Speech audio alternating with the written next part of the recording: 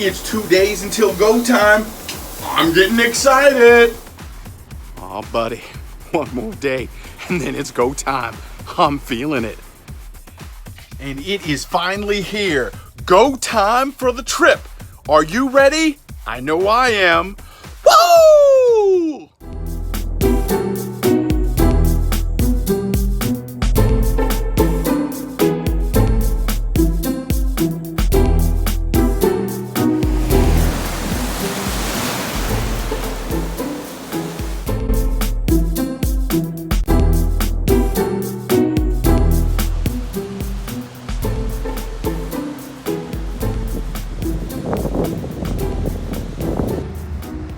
Hey folks, checking out a new state park. It is Topsail Hill Preserve State Park in Santa Rosa Beach, Florida. It's about 2 hours outside of Tallahassee and definitely worth the drive. Originally put together in 1998. It is an outstanding park. You know, when I got into RVing a couple years ago, this was one of the parks that they said was one of the best in all of Florida. It has taken me 3 years to get into it, and so I'm really excited to be here. The spots are absolutely outstanding, a mix of gravel and cement, so you can park in there. They're all well manicured, very easy to get in and out. They have some pull-throughs and they also have some back ends. 156 RV sites, and then they also have some tent sites which are absolutely great as well.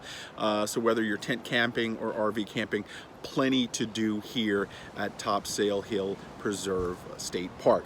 The park itself, 1,643 acres, so there's a lot of land here and a lot to do, but when you come to Topsail, it's really about getting out to the beach. Some of the best white sand dune beaches. Now this is why I wanted to come to Topsail.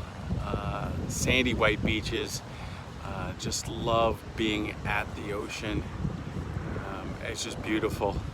I think I'm gonna go in tomorrow, but right now I'm just gonna appreciate and enjoy how beautiful it is.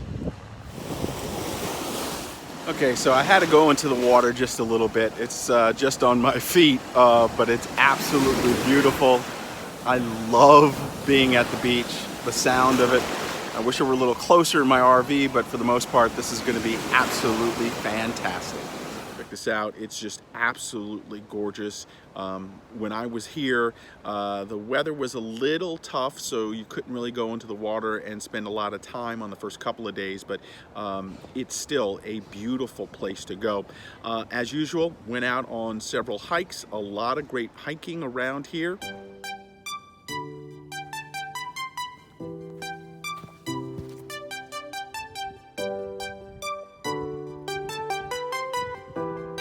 So here's a perfect example of how this park is laid out. There's a lot of cement and driveway through. That's where they get the tram out, and that's where people cycle a lot. And then they have trails over here all throughout. I am going to hike some of the trails, but let's face it, there is a beach here, there is water here. So the whole purpose of coming here is to hike on down to the beach and use that.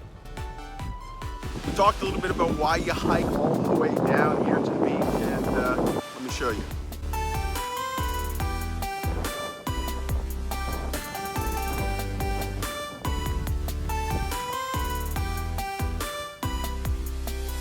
So this is the Turpentine Trail. I'm going to take it and hike it and see how it goes.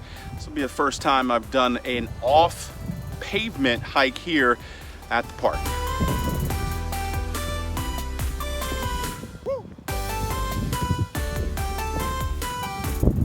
So the Turpentine Trail turned out to be a really short one. So I walked up the road a little bit. There was another hiking trail. Gonna check this one out.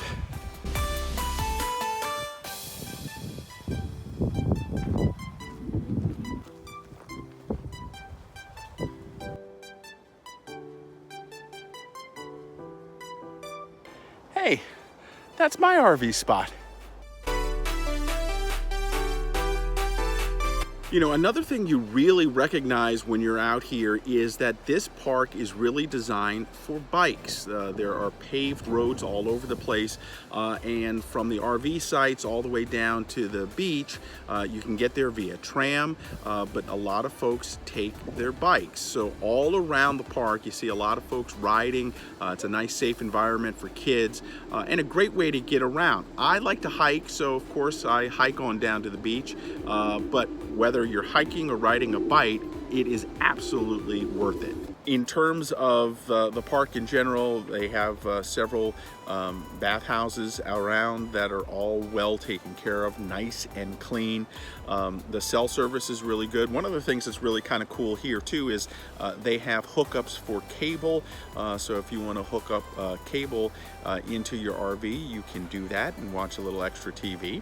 But just in general, it's a really nice, clean, well-maintained park. A lot of the rigs here at the park are higher end rigs. I have an older 2005 Winnebago Sightseer, which I loved, and you may have seen that I did a renovation on it. Some of the RVs here at the park probably triple the price that I had paid for my RV, but it doesn't make a difference whether you have a new to me RV like myself, a small tow trailer, or a big monster high expensive RV. There are a lot of places here for you. This is really a beautiful park and definitely will go into one of my top 10 spots of all time. Hope you get a chance to stop on by Topsail Hill Preserve State Park in Santa Rosa Beach in Florida.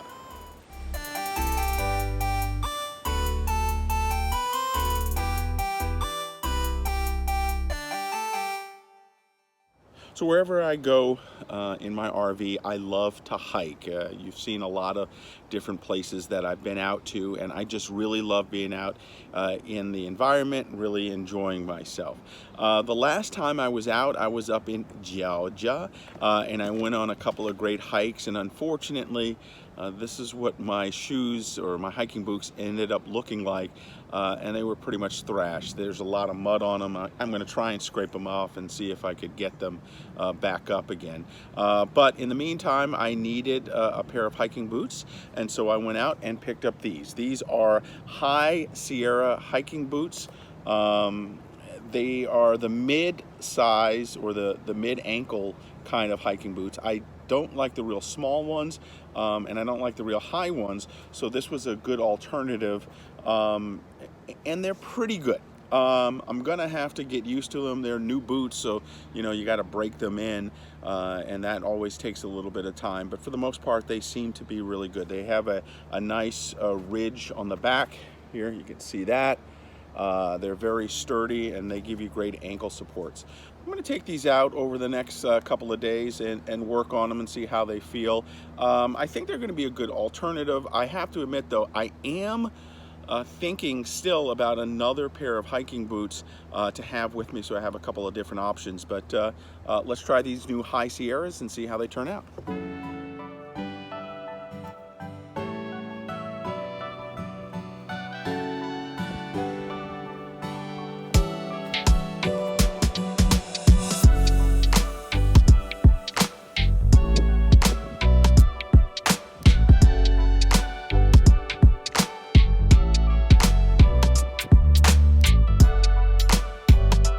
So my final take on the High Sierra hiking boots, I picked them up at Burlington Coat Factory. They were inexpensive, and they're a decent boot. You know, they're pretty solid. I still need to break them in a little bit more, but I do need some more arch support inside.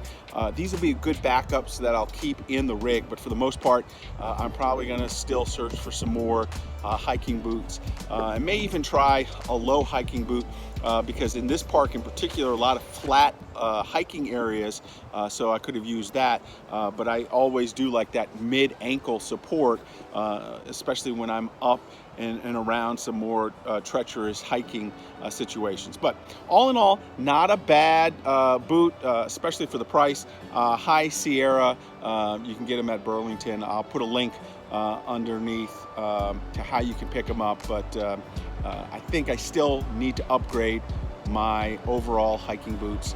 That's my final take on everything.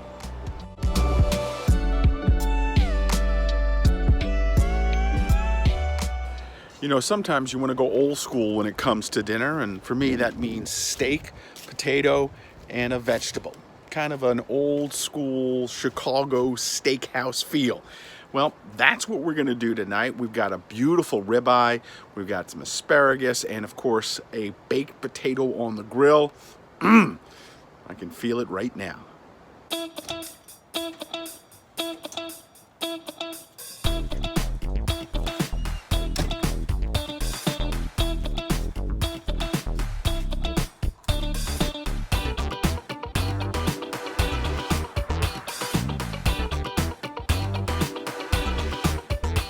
Once the grill is going, you got to get your baked potato on it. For me, I use a little olive oil, poke some holes in it, and then I'm going to put a little salt on it, or maybe some Old Bay, and then just rub it all in, and then put that on the grill.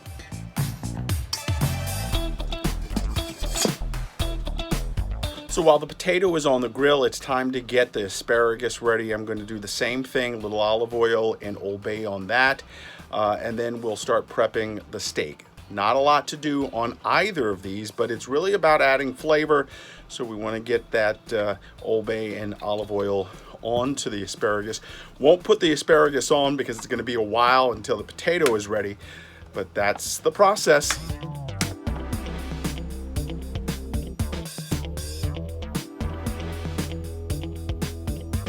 It really is all about the steak. You don't want to mask the flavor of the meat, so that's why there's just a little bit of garlic, some salt and pepper. You're going to rub that on there and then get that on the grill. Now here's the deal. Normally I love a lot of garlic, but in here you just want a little bit of garlic powder. You want your pepper, you want your salt, and then you're going to use a little olive oil on here, and then you're going to pour the dry rub on here. This is all about the steak. Time to get the steak on the grill. We're going to move the potato off just to the side as the steak starts to grill.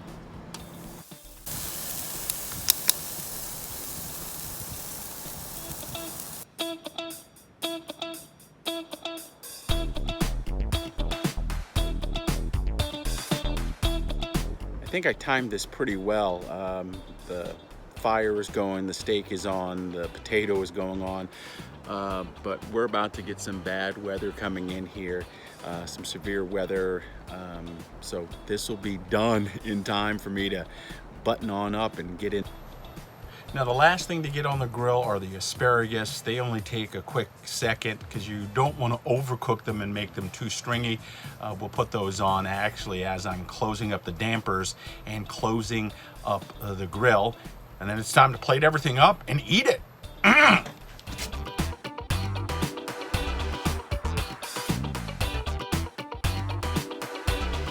And here you have it. Steak, ribeye, a baked potato with sour cream, and asparagus. Let's go ahead and check into this. Oh, perfect. Just the way I love my steak. And you know, when you do it on the grill, it makes it even better. Got a beer, have some water, I'm all set. May have to check out a movie after this, but whatever, I'm gonna enjoy this meal. Hey, that's gonna do it right now for me. Make sure you check me out all over social media at RVJedeye. And then of course, you can follow me on the blog at RVJedeye.com. Remember guys, you're out there, you're RVing, have fun. No need to eat poorly when you're on the road. Here's a perfect example, something very easy to do. All you have to do, start with a great piece of meat and the rest will come naturally. Hey, go out there, have a great day. Chef it up. We'll see you next time.